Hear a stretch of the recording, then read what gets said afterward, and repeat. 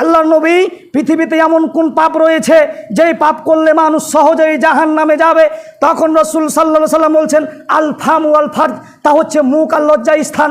এই মুখ দিয়ে, এই জিহ্বা দিয়ে মানুষ করবে গীবত, এই মুখ দিয়ে মানুষ করবে মানুষের নামে বদনাম, এই মুখ দিয়ে মানুষের নামে মিথ্যা অপবাদ রটাবে। এই জিহ্বার কারণে মানুষ বেশি বেশি জাহান্নামে যাবে। সাহাল ইবনে সাদ রাদিয়াল্লাহু তাআলা আনহু থেকে বর্ণিত, তিনি বলেন রাসূল সাল্লাল্লাহু আলাইহি ওয়াসাল্লাম বলেছেন মান ইয়াজমাল্লি মা বাইনা লাহইহি ওয়া মা বাইনা রিজলাইহি আজমাল্লাহুল জান্নাহ। রাসূল সাল্লাল্লাহু আলাইহি ওয়াসাল্লাম বলছে, দুনিয়ার মানুষ তোমরা শুনে রাখো, যদি তোমরা দুটি জিনিসের জিম্মেদার নিতে পারো তাহলে আমি নবী তোমাদের জন্য জান্নাতের জিম্মেদার নিলাম। এক নম্বর হচ্ছে, কোনো ব্যক্তি যদি দুই চোয়ালের ভিতরে, দুই মাড়ির ভিতরে একটি গোশতের টুকরা রয়েছে, তার নাম হচ্ছে জিহ্বা।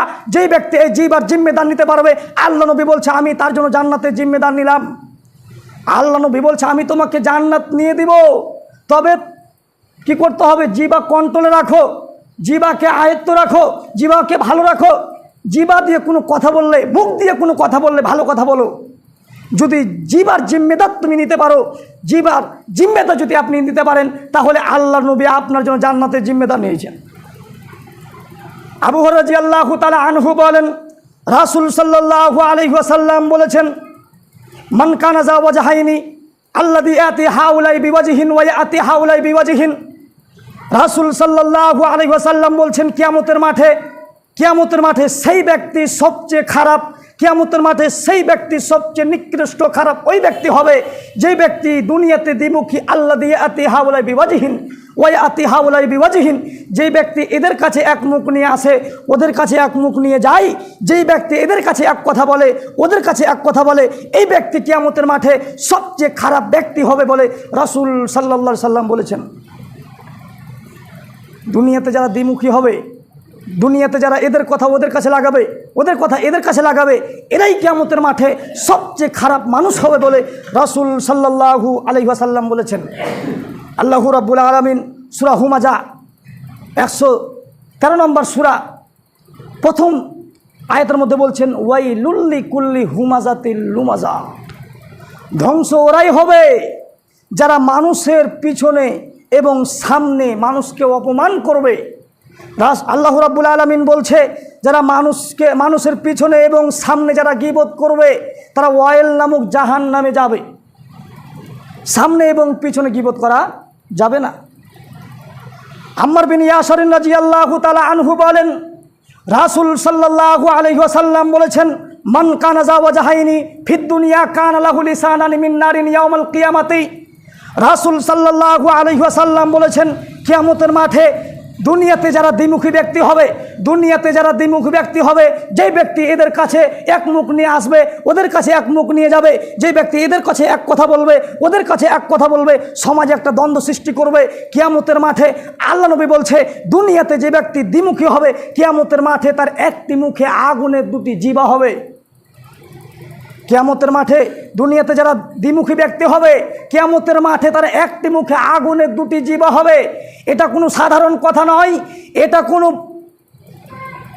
কোনো বানিয়ে কথা নয়, এটা রাসূলের মুখের কথা। কিয়ামতের মাঠে এই অবস্থা হবে যদি আপনি দুনিয়াতে দ্বিমুখী থাকেন, যদি আপনার একটি মুখে আগুনের দুটি জিহ্বা হয়, তাহলে আপনার স্থান কোথায় হবে আমাকে আর বলতে হবে না, আপনি নিজেই জানেন, আপনি নিজেই বলতে পারবেন। আম্মার বিন ইয়াসির রাদিয়াল্লাহু তাআলা আনহু বলেন আল্লাহর নবী মান নাজাত, বাঁচার উপায় কি? আল্লাহর নবী কি করলে বেঁচে যাব? বাঁচার উপায় কি আপনি বলুন। যাবা তিনটি জিনিস তোমরা যদি জানো, তিনটি কাজ যদি তোমরা করো তাহলে তোমরা বেঁচে যাবা। এক, কি করো? নিজের জিহ্বাকে আয়ত্ত রাখো, নিজের জিহ্বাকে কন্ট্রোলে রাখো, নিজের জিহ্বাকে থামিয়ে রাখো। এক কথায় নিজের জিহ্বাকে আপনি আয়ত্ত রাখতে হবে। দুই, ঘরের মধ্যে থাকতে হবে, জরুরি প্রয়োজন ছাড়া ঘর থেকে বের হওয়া যাবে না। তিন, আল্লাহর গুনহার জন্য, পাপের জন্য কাঁদতে হবে। এক নম্বর হচ্ছে আপনি মুখ ব্যবহার করতে পারবেন না, যদি আপনি কোনো কিছু বলেন তাহলে ভালো বলবেন। দুই, আপনি রাস্তাঘাটে অযথায় বের হতে পারবেন না, কেন এখন ফিতনার যুগ। এইখানে বের হলেই দেখবেন যে উলঙ্গ মেয়েরা মাথায় কাপড় না দিয়ে প্যাট পিট দেখা যাচ্ছে রাস্তায় হাঁটছে। এই জন্য আল্লাহ নবী বলছে যে তোমরা কি করো, জরুরি প্রয়োজন ছাড়া ঘর থেকে বের হবে না। 3, পাপের জন্য কাটতে হবে।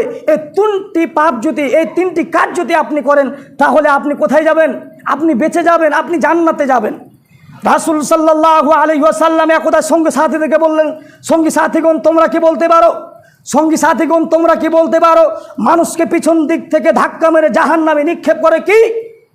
সঙ্গী সাথীগণ তোমরা কি বলতে পারো, মানুষকে পিছন দিক থেকে ধাক্কা মেরে জাহান্নামে নিক্ষেপ করে কি? তখন সাহাবীগণ বললেন, জি না আল্লাহ নবী, আমরা বলতে পারবো না। তখন আল্লাহ নবী এই জিবা ধরে নিয়ে বলছেন, এই জিবা মানুষকে পিছন দিক থেকে ধাক্কা মেরে জাহান্নামে নিক্ষেপ করে। এই জিবা মানুষকে পিছন দিক থেকে ধাক্কা মেরে জাহান্নামে নিক্ষেপ করে। আরেকটি হাদিস বলে আমি আমার বক্তব্য সমাপ্তি করব, সময় অতীব কম। হাদিসটা খুব লক্ষ্য করে শুনবেন। আপনি বিবাহ করেছেন, যদি আপনি আপনার স্ত্রীর সামনে যদি আপনি অন্য কোনো মেয়ের বা আপনার শালীর বা আপনার বোনের যদি আপনি প্রশংসা করেন, তাহলে দেখবেন আপনার স্ত্রী আপনার সহ্য করতে পারবে না। তেমনি রাসূলের যুগে এমন ছিল। আন আয়েশা রাদিয়াল্লাহু তাআলা আনহা ক্বালাত কুলতু লিন নবী সাল্লাল্লাহু আলাইহি ওয়াসাল্লাম হাসবুকা মিন সাফিয়াতা কাযা ওয়া কাযা। আয়েশা রাদিয়াল্লাহু তাআলা আনহা বলেন যে আমি একদিন সাফিয়া সম্পর্কে আমি বললাম যে সাফিয়া একজন খাটো মহিলা। আল্লাহ নবী সব সময় সাফিয়ার প্রশংসা করতেন। আল্লাহ নবী বলতেন সাফিয়া হচ্ছে গুণবতী মহিলা, সাফিয়া হচ্ছে সুন্দরী মহিলা, সাফিয়া হচ্ছে ধৈর্যশীল মহিলা, সাফিয়া হচ্ছে একজন পরহেজগারী মহিলা। সব সময় আল্লাহ নবী সাফিয়া সম্পর্কে প্রশংসা করতেন। একদা আয়েশা রাদিয়াল্লাহু তাআলা সহ্য করতে না পেরে তিনি বলছেন, আল্লাহ নবী একজন খাটো মহিলার এত কেন প্রশংসা করছেন? সাফিয়া তো একজন খাটো মহিলা, তার আপনি এত কেন প্রশংসা করছেন? যখন আয়েশা কথা বলেছে, তখন আল্লাহ নবী বলছে ফাকালা লাকাদ কুনতি কালিমাতান লাউ মুজিজাত বিহাল বাহরাল মাজিজাতুহু। আল্লাহ নবী বলছে, আয়েশা তুমি এমন কথা বলেছো, আয়েশা তোমার এই কথা এত বড় কথা, আয়েশা তোমার এই কথা এত জঘন্য কথা, যদি তোমার এই কথাকে সমুদ্রের পানির মধ্যে ফেলে দেওয়া হয়, আয়েশা তুমি শুনে রাখো, তোমার এই কথা এত জঘন্য কথা, তোমার এই কথা এত খারাপ কথা, যদি এই তোমার কথাকে সমুদ্রের পানির মধ্যে ফেলে দেওয়া হয়, তাহলে সমুদ্রের রং পরিবর্তন হয়ে যাবে, সমুদ্রের রং ঘোলা হয়ে যাবে। তাহলে খাটো বলার কারণে যদি সমুদ্রের রং পরিবর্তন হয়ে যায়, এত বড় আল্লাহর নবীর স্ত্রী আয়েশা, যিনি মহিলাদের মধ্যে সব থেকে হাদিস বর্ণনা করেছেন, এত দামি মহিলা, যেই মহিলাকে আল্লাহ স্বয়ং সালাম দিয়েছে, সেই মহিলা সাফিয়াকে খাটো বলার কারণে তার কথাটা এত জঘন্য হয়েছে। আল্লাহ নবী বলছে তোমার এই কথাকে যদি সমুদ্রের পানির মধ্যে ফেলে দেওয়া হয়, তাহলে সমুদ্রের রং ঘোলা হয়ে যাবে, সমুদ্রের রং পরিবর্তন হয়ে যাবে।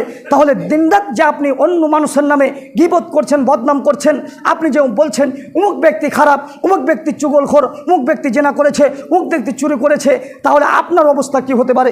বলছিলাম 2টি পাপ রয়েছে, একটি হচ্ছে হাক্কুল্লাহ, মানুষের সাথে জড়িত পাপ, একটি হচ্ছে হাক্কুলিবাদ, মানুষের সাথে জড়িত পাপ, একটা হচ্ছে আল্লাহর সাথে জড়িত পাপ।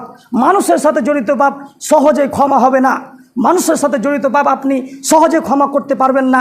আপনি কসাই, আপনি গোস্ত বিক্রি করেন, আপনি প্রত্যেকজন ব্যক্তিকে অল্প অল্প করে গোস্ত কম দিয়েছেন, আর আপনি আপনার ভাইয়ের জমি ভক্ষণ করেছেন, আপনি আপনার বোনের জমি ভক্ষণ করে আপনি অন্যজনের টাকা মেরে খেয়ে আপনি কাবা ঘরে গিয়ে আল্লাহকে বলছেন, আল্লাহ আমি অমুক ব্যক্তির টাকা মেরে খেয়েছি, আল্লাহ আমি অমুক ব্যক্তির অর্থ সম্পদ মেরে খেয়েছি, আল্লাহ তুমি আমাকে ক্ষমা করো।